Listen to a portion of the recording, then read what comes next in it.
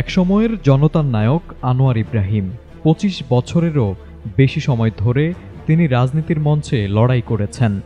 Jail, রাজনৈতিক নিষেধাজ্ঞা, ষড়যন্ত্র সব পেরিয়ে উঠে এসেছিলেন মালয়েশিয়ার প্রধানমন্ত্রী হিসেবে। ২০২২ সালে তার ক্ষমতায় আসা ছিল এক ঐতিহাসিক মুহূর্ত, কিন্তু মাত্র ২ বছরের ব্যবধানে সেই আস্থার ভিত্তি এখন হারাতে বসেছেন। এবার তারই পদত্যাগের দাবিতে উত্তাল মালয়েশিয়ার রাজধানী কুয়ালালামপুরের রাজপথ। হঠাৎ কেন এই জনপ্রিয় নেতা আনোয়ার ইব্রাহিমের বিরুদ্ধে রাস্তায় নেমেছে মালয়েশিয়ার সাধারণ মানুষ? এর পেছনে কি কোনো নতুন কারণ রয়েছে? মালয়েশিয়ার প্রধানমন্ত্রী হিসেবে শপথ নেওয়ার পর কি এমন কাজ করেছেন আনোয়ার ইব্রাহিম, যার কারণে তার পদত্যাগের দাবিতে হাজারো মানুষ শহরের কেন্দ্রস্থল মারদেকা স্কয়ারে স্লোগান দিচ্ছে?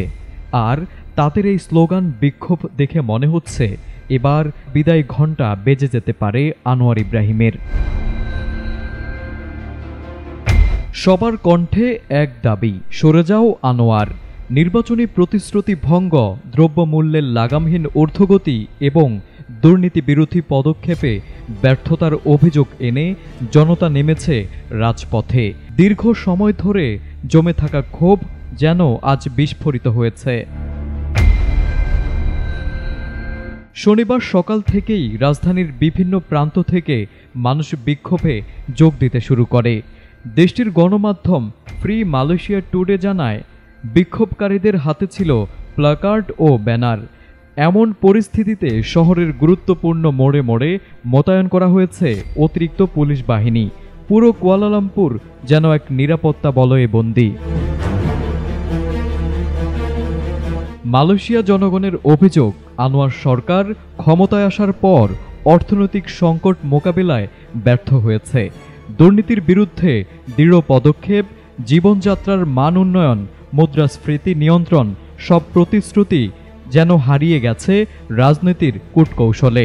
এদিকে মার্কিন গণমাধ্যম ব্লুমবার্গও বলছে, জনগণের মধ্যে এই অসন্তোষের মূল কারণ আনোয়ারের প্রতিশ্রুতি ভঙ্গ।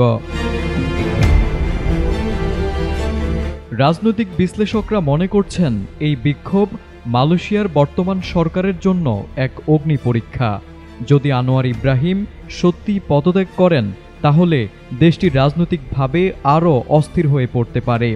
নতুন নেতৃত্ব, নির্বাচনে বিভাজন, নীতিগত অচলাবস্থা এবং বিদেশি বিনিয়োগে নেতিবাচক প্রভাব পড়তে পারে।